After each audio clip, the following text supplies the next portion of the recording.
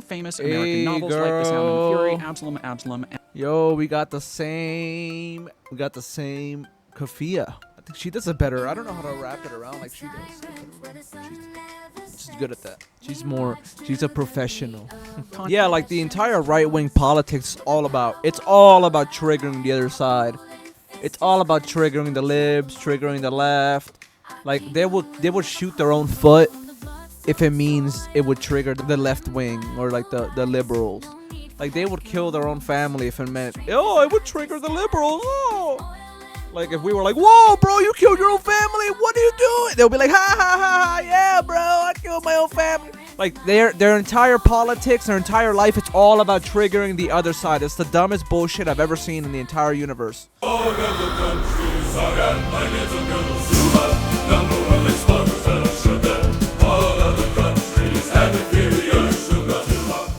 Really shitty, anti-Semitic, right-wing trash.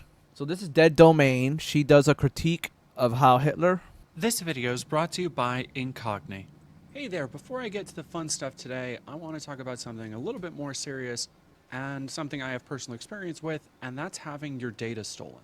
The internet moves fast these days, and your data is going along with it. Your personal information is being sold and used by data brokers and whoever else might want to use it without your approval. This leads to spam, phone calls, and emails, and raises the chance of identity theft. What's more, nearly anyone can access that data online, including landlords, bosses, and even people who would want to use it for stalking and harassment. And data breaches continue to get more common every year. According to the annual data breach report by the Identity Theft Resource Center, data breaches increased 72% in 2023 alone compared to 2022. Damn. When I first started doing my undercover and investigative work, I had no idea just how much of my data was out there, and that left the door open for people to personally harass me and members of my family. This isn't part of the ad, this is something that actually happened.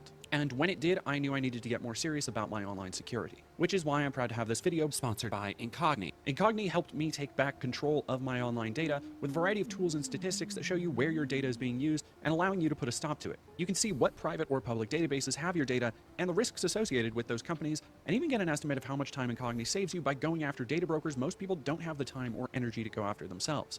For example, I've saved an estimated 367 hours with Incogni. And Incogni allows you to tailor your data experience, letting you choose multiple phone numbers, addresses, and emails that you can get removed to help keep your data safe. To get started taking your data back, check out the link down below or go to incogni.com/deaddomain for 60% off an annual plan now by using the code DEADDOMAIN. Once more, Yeah, use that code. Use that code, y'all. Help her out. To get 60% off an annual plan and start taking your data back from identity thieves and information brokers.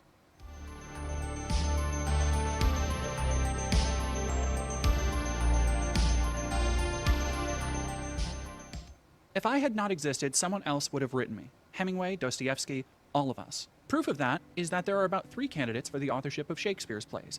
But what is important is Hamlet and A Midsummer Night's Dream, not who wrote them, but that somebody did. The artist is of no importance. Only what he creates is important, since there is nothing new to be said. This quote from one of the more memorable interviews from the rarely interviewed American author, William Faulkner, is funny as shit when you have more context for it. Ever self-effacing, Faulkner captured his Southern self-loathing in now famous American novels like The Sound and Fury, Absalom, Absalom.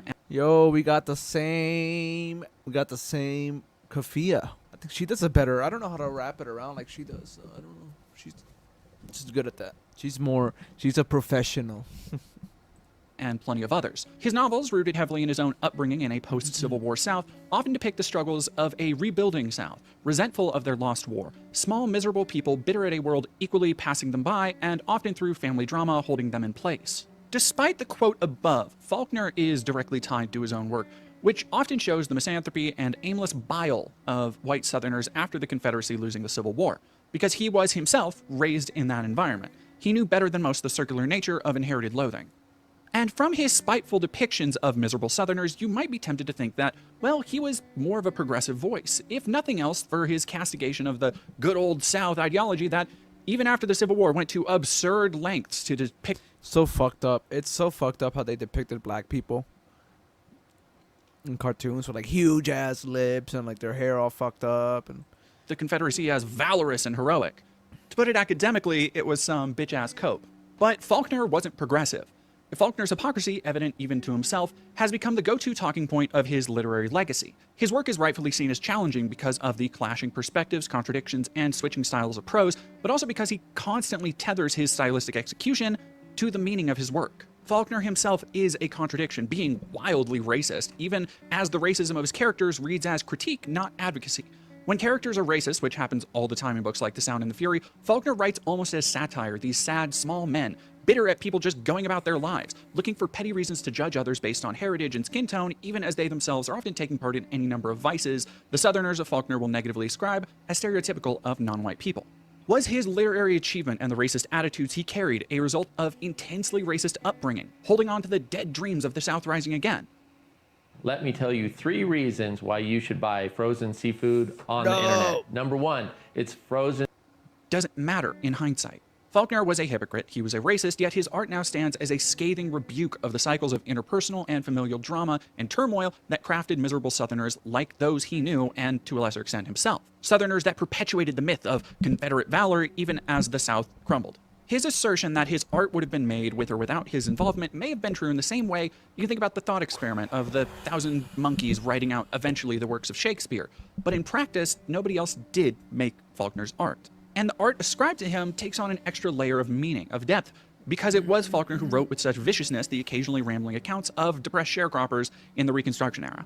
This video isn't going to be about death of the author, by the way. That's one video essay topic I solemnly swear never to cover, along with Onision and just making videos that explain creepypastas. But I do think that the intention of an author is important when judging art, but so is the context with which it is consumed, the time and place, and the way it's received. What I'm saying is death of the author is usually the easy way out. Some talented northerner might have eventually typed out great American novels in the cynical style of Faulkner 30 or 50 years after he did, but it wouldn't be nearly as fascinating to observe as art if the works didn't carry with them the burdens of Faulkner's own failings and his knowledge of them. You can't really separate an artist from his art if you want to better understand it. This video isn't about Faulkner though. Hello, I just finished The Sound and the Fury for the first time. It was alright. But it sent me down a rabbit hole that helped me contextualize an entirely different and much more recent piece of art, Kanye West's latest song, Heil Hitler. Yuck. Because in a vacuum, or if you believe the white Yuck. nationalists on Twitter, you might think this new song from Kanye represents a grand shift or a transgressive or subversive main. Ew, look at these young people. Stop it. So fucking gross. That's so fucking gross. Streaming of white supremacist attitudes. But we don't really live in a vacuum, and you can only really judge a piece of art if you take into account all the forces working upon it, the intent behind it, and what it achieves. Surely, eventually, like Faulkner speculated, or like Shakespeare's hypothetical monkeys. Yo, I'm so ashamed of white people, bro. I used to like make fun of this one kid in school when I was younger. His name was Tanner. Anyways, he was very, very white. Very white. Like the farm kid type of white. You know what I mean? From a farm, from rural. But like, because we would hang out with like the cool kids. You know what I mean? I think when they asked him, like, because he always looked sad when we would make fun of him. Well, we'll poke fun that like we kind of knew that. I don't know. He just said he wanted to be black. I don't know. It was so weird. But like now I understand. Like I'm so ashamed of white people, bro. White people are so fucking sad. White people are so fucking sad, bro. But look, even even Kanye, it's all fucked up. So like it's spreading. We're spreading the white people are spreading their fucking fascism everywhere. Someone may have made a similar song with a similar message, but the reality is that Kanye West did, and that's the context we have to judge the work in. And Kanye West is a bad artist, as in, he's currently making art very poorly. Like, y'all, this shit sucks. I'll break down what, if anything, Kanye is actually saying with Heil Hitler, but for those who aren't terminally online, or the reverse Michael Jackson would be like the fucking, you guys remember Tropic Thunder? Tropic Thunder when, Downey Jr. literally fucking did blackface. Well, he did like black body.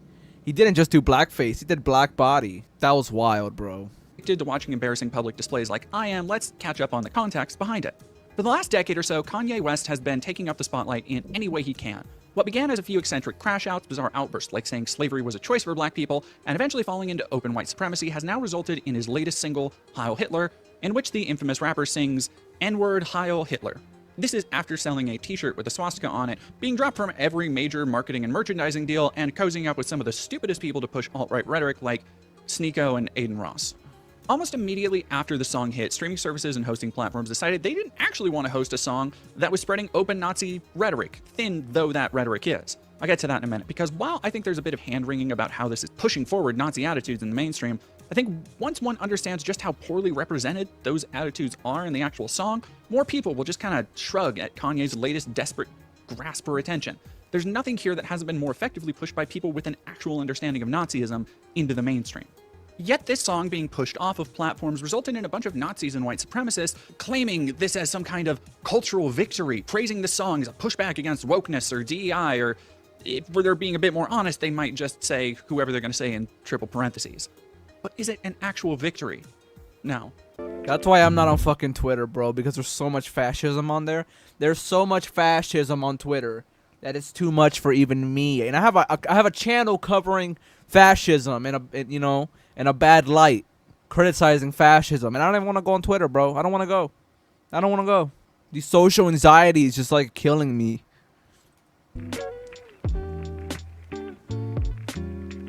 Having to talk to fucking Nazis and shit all day and shit, like fuck that. Having to debate Nazis and like scream back at them or have them like send messages to me, fuck that. I'm not gonna dance around the subject. I'm not gonna do the whole video essays thing. I'm just gonna say no.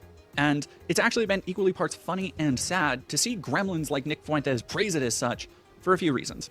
First being the white supremacists praising the song reveal just how little they actually have any kind of coherent ideology versus how much they simply value the spectacle of something that triggers the libs. Despite the fact that I haven't seen many people triggered by this trying to start a moral panic or anything, more than anything, I've seen the same resigned boredom that Kanye... Yeah, like the entire right-wing politics is all about triggering the other side.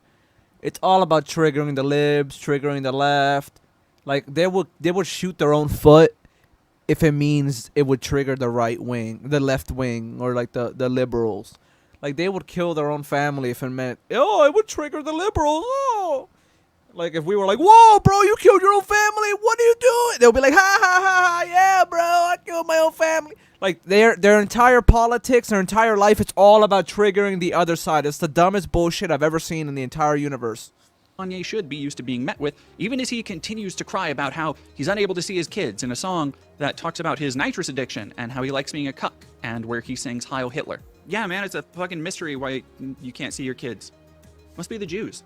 Kanye is someone in a perpetual state of mental crisis, and because he's also obscenely rich and famous, that has led him to surround himself with yes men and collaborators who will suck up to his ego while also feeding off his fame and now infamy. Little parasites like Nick Fuentes and Sneeko come to mind. This is important context to view his work through and to understand what ideology, if any, this song actually puts forward. That is to say, Kanye West is not a creative or imaginative person, but he is incredibly self-centered. This song doesn't really put forward any ideology, aside from Kanye's, and because he's grasping for the most outrage possible, he's tethered his identity to the most basic aesthetic aspects of Nazism. Now, none of the people around Kanye seem to care for someone who's genuinely in need of therapy and healthcare. They feed into his narcissism because it helps them with their own platforms, which people like Sneeko and Nick Fuentes desperately need in the last few years. Nick, in particular, has become such a toxic brand even to his once loyal groypers, after he flip-flopped on Trump and was revealed to be a little bitch in this. This video relates so well to the video that I made about Daily Wire, Kanye, Candace Owens, Ben Shapiro, fascism, Zionism. Very funny police body cam footage. You think you're a white supremacist? I'm not a white supremacist. I'm Mexican. I'm not Fuentes. I know. I kind of white supremacist. I saw. I'm not even white. This by the way, same dude who's talked on stream about wanting a white Aryan victory for his people. Just great. And all of this is sad for a few reasons. Watching these parasites use a severely mentally unstable person is one, but also to push their white supremacist Heil Hitler rhetoric, they have to use this black rapper, which is also a little wildly funny because while they're praising the chorus as some kind of victory over wokeness, they kind of have to ignore the fact that their avatar in this culture war isn't just black and obviously mentally unwell, but because this hot summer anthem that all these internet Nazis are posting videos about them singing in the car comes from an album called Cuck, and in a song where Kanye talks about how much he loves being cucked. And this all comes hot on the heels of him saying that the song on this album, Cousin, is about his cousin that he showed porn to and maybe had an incestuous relationship with when he was younger.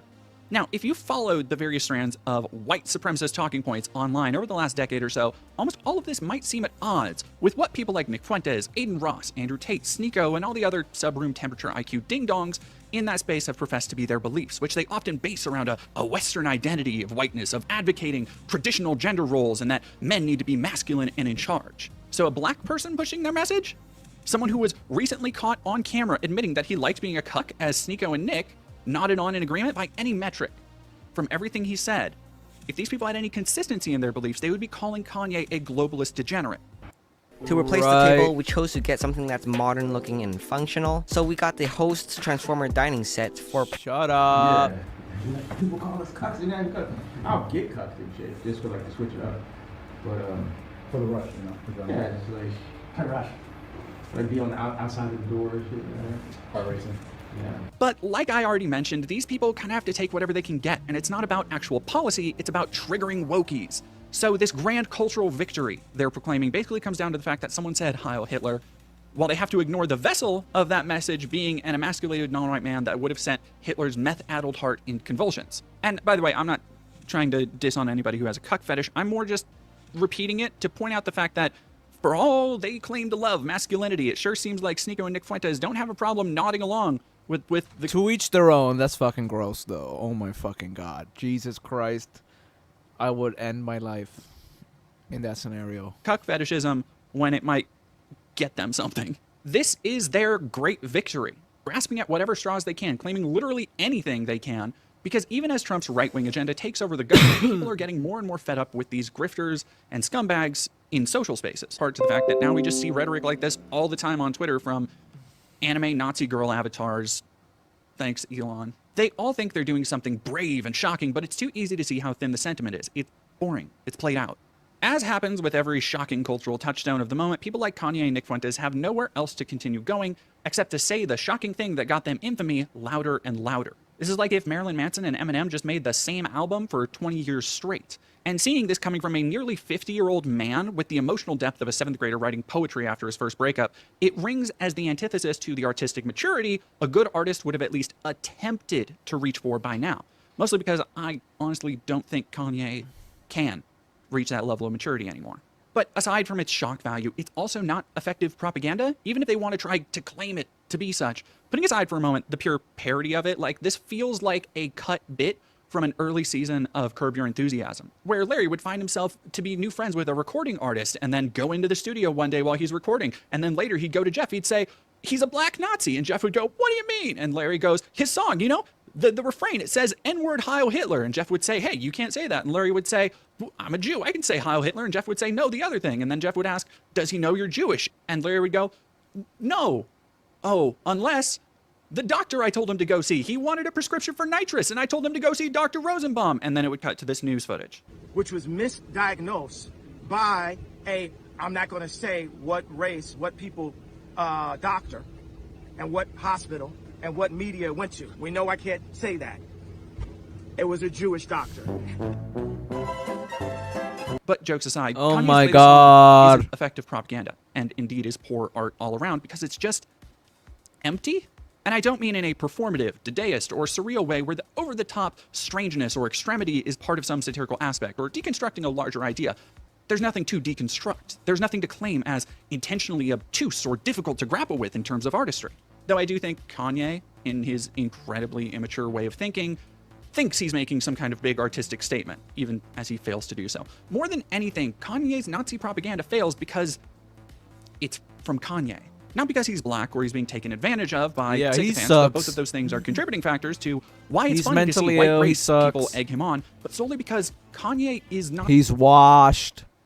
...not a trustworthy artist. I don't believe he believes anything he says, or at least understands what he's actually saying.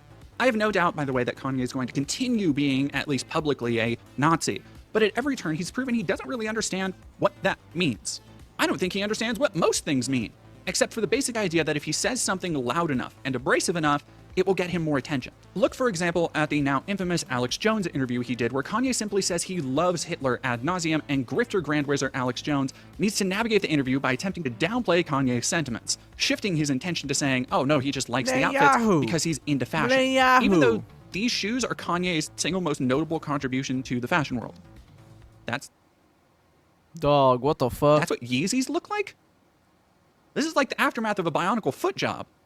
For me, this interview was a point where who Kanye is really clicked. From the cringe-inducing Net and Yoo-Hoo skit, where he played with a net and a bottle of Yoo-Hoo as a stand-in for Israel's Prime Minister Benjamin Netanyahu, to Nick Fuentes' proud beaming of the chaos he'd unleashed, to Alex Jones' slow realization that unlike most grifters he had on as guests, Ye wouldn't tone down his rhetoric, and eventually the entire embarrassing spectacle congealed into the revelation that Kanye has no idea what it actually means to be a Nazi. He has no idea the history behind Israel or who Netanyahu is. He's probably been drip-fed a steady stream of Nazi fun facts from Nick Fuentes, and is just repeating them in a goofy mask because it's going to get him more attention. His perception of the tangible reality the rest of us inhabit is so questionable that I wouldn't be surprised at this point if he thinks lizard people are real. And insulated by obscene amounts of money and manipulative people, he's been free to continue spiraling deeper and deeper into a perpetual breakdown with no social consequences or personal interventions, at least none that matter to him. And all of this is incredibly important context to consider when you look at the artistic aspects of his latest stunt. Let's actually look at the lyrics themselves, not all of them, just the ones that can loosely be credited with making up the verses. He starts with, "Man, these people took my kids from me. Then they paused my bank account. I got so much anger in me, got no way to take it out. Think I'm stuck in the Matrix. Where the fuck's my nitrous? Yes, I'm a cuck. I like when people fuck on my bitch. The shit that I'm posting on Twitter, they telling me, hey, don't say that. How N-words can't see me in public, I'm driving an off-road Maybach.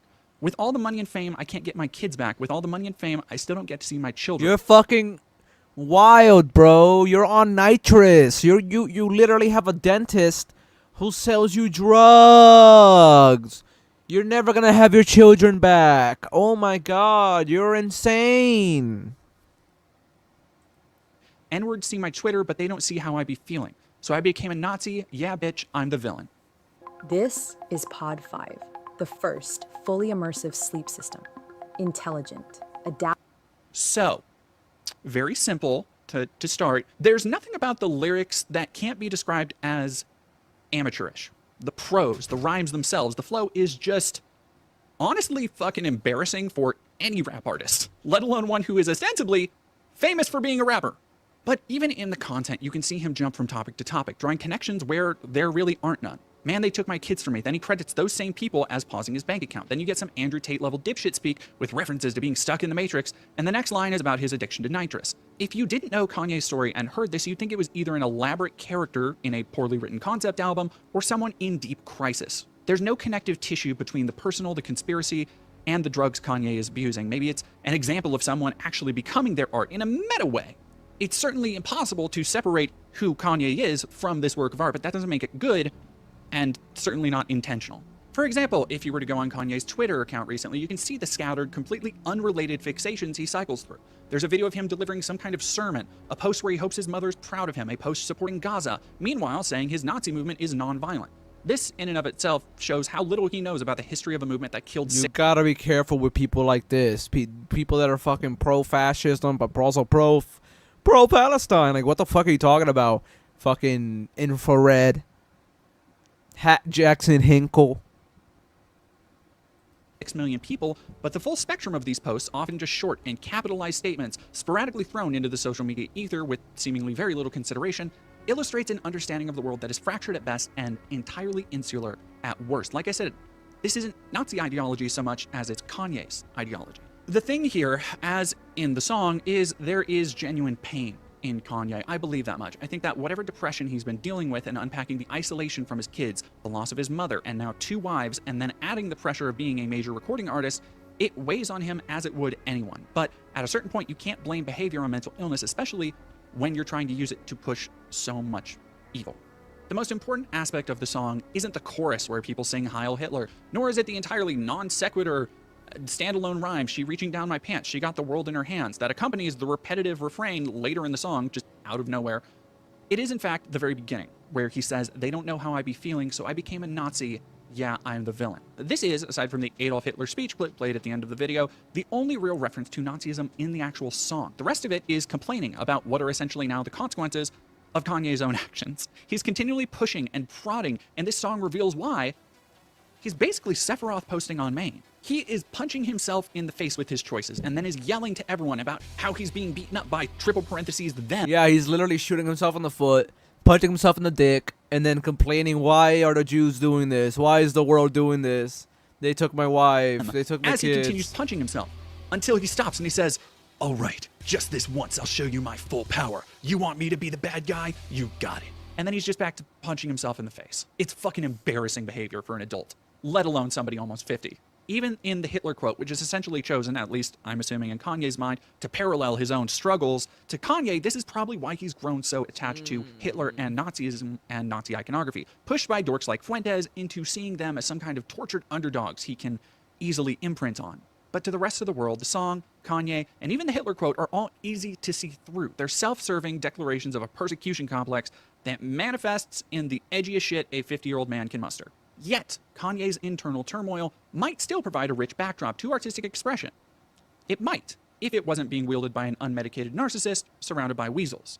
Instead, the ultimate result of Kanye's crisis, at least so far, is Heil Hitler, a music video with terrible audio production despite looking expensive, and lyrics that are, I know this is titled Artistic Critique, so it's kind of an excuse to act like a liberal dickhead art critic, but there's no way to sugarcoat how vapid, plain, basic, amateurish, and self-indulgently stupid the actual words to this fucking song are. See, the song isn't subversive because it's not subverting anything. This is a rich man from an upper middle class background who desperately needs help and medication.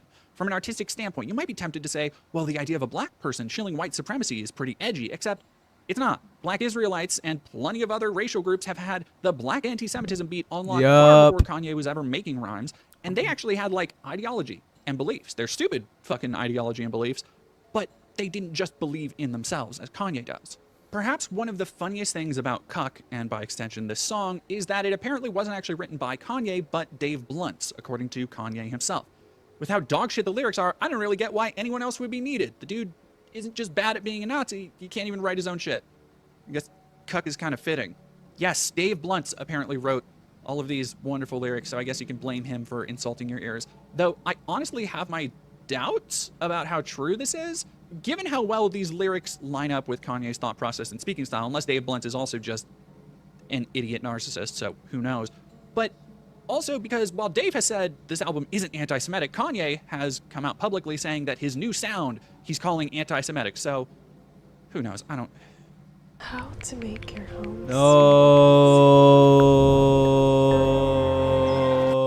Who gives a shit? The only way you could call Kanye's latest song subversive or say it represents a cultural victory is if you basically have to take any dub you can if you're a Nazi. And it's not surprising that so many Nazis are ready to jump on something so blatant, obvious, and empty. If you couldn't tell by how they latch onto and defend things like the satire of 40K or Starship Troopers, a guiding idea behind modern online right-wing movements is not being able to parse depth in art. It's actually kind of shocking how empty... Yeah, conservatives and far-right people, they literally can't, they don't understand art. They don't understand, like, fucking how to separate things. They don't understand art from artists. They don't understand, like, what makes art interesting. They all fail art school. They all fail. Look at Hitler. He failed art. Ben Shapiro failed art. Every right-winger fails art. This song is, speaking of depth, for a song where a man is pleading to see his children. Even the imagery used in the lyrics, despite being written by Dave Blunt, apparently, is insultingly basic. They took my kids. People on Twitter don't know how I'm feeling. This is an almost 50-year-old man singing lyrics that make him sound like a middle schooler on MySpace in 2008 crying about breaking up with his girlfriend. It's not just embarrassing as a narcissistic attention grab, it's embarrassing as a failure of basic artistic expression. This is apparently the deepest depths of Kanye being bared for the world to see, and these lyrics are getting their ass beat by a 32-year-old barista named Tyler who's taking night poetry classes at the local community college. No depth to speak of, even to Kanye's music video. The image of black men kitted out in animal skins might make you think that it's some kind of high commentary on racism or the ethnic origins of black Americans or how racism is perpetuated in America, maybe cycles of violence, maybe it's all satirical. It's not. None of it. It's an empty provocation, likely meant to evoke the satirical minstrel imagery in Childish Gambino's This Is America video. Not only is there nothing new here, but it feels like trying to copy somebody else's homework. Kanye isn't trying to say anything about society with this song. He's bragging about being a cuck and doing nitrous and paying a bunch of people to say N-word Heil Hitler. Like I said, I do empathize with the fact that Kanye seems to be in genuine emotional turmoil, but empathy only extends so far. He is not someone who will feel the insulting weight of bigotry that he's espousing when it's blared on loudspeakers to black people at marches and rallies by white nationalists. He's just someone who wants to see his name on more headlines and in more people's Twitter mentions while soaking up this particular moment of notoriety. The long and short of it is that Kanye West is an idiot, and this isn't about being principled or making any kind of intentional political statements. It's about a narcissist. Be right back, guys. Continue, Queen. an extreme to make sure people are still talking about him. And aside from the Nazis desperate to claim any cultural victory they can, the only thing people are still talking about is how embarrassing Kanye has become and how many people regret ever having liked him now. Came through in his work, Kanye's latest in a long line of vapid displays of tired racism can't be properly observed without considering that Kanye West is, first and foremost, an idiot whose talents have been overshadowed by his personal manias and obsessions. And once you get past that, he's additionally an idiot who's being manipulated and taken advantage of for his platform. This, of course, doesn't absolve him of the fact that he is actually spreading anti-Semitism, conspiracy theories, and open praising meth-addled fat sacks like Adolf Hitler. He's providing racist fodder for people who don't even see him as human, but will latch themselves onto his public meltdowns because they want to will into existence the narrative that he's triggering people with tired epithets. Maybe Faulkner was right about the artist being less important than the art, but in this case, shit.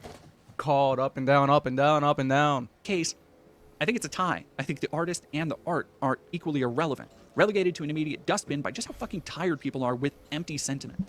Maybe it's fitting that Kanye's radical turn comes on the tide of the same sterile cynicism we've grown tired of from content creators who seemingly grasp at anything they can or say anything for just another shred of attention. Maybe that's why I can't bring myself to actually care that much. I'm just so tired of idiots screaming anything for attention, believing in nothing, and having no redeeming value to their work. Whether this would have happened with or without Kanye is irrelevant. The world now has Kanye West's song, Heil Hitler, in its possession. And it's not offensive, it's not daring, it's not subversive, it's not fighting back against anything. It's just fucking embarrassing for everybody involved. And also, don't forget to go to incogni.com/deaddomain and use promo code DEADDOMAIN to get a great deal and start taking back your cybersecurity. Use that promo code.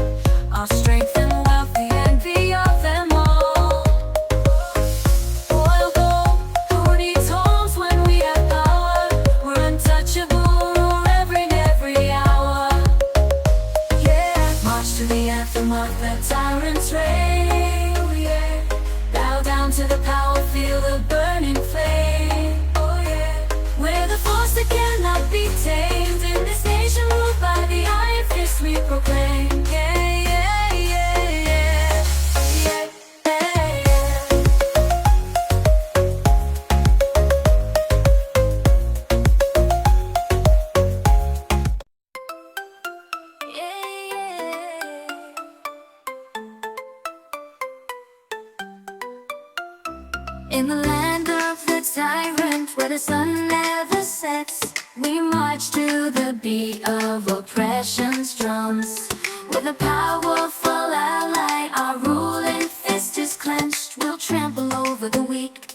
Our kingdom will never crumble.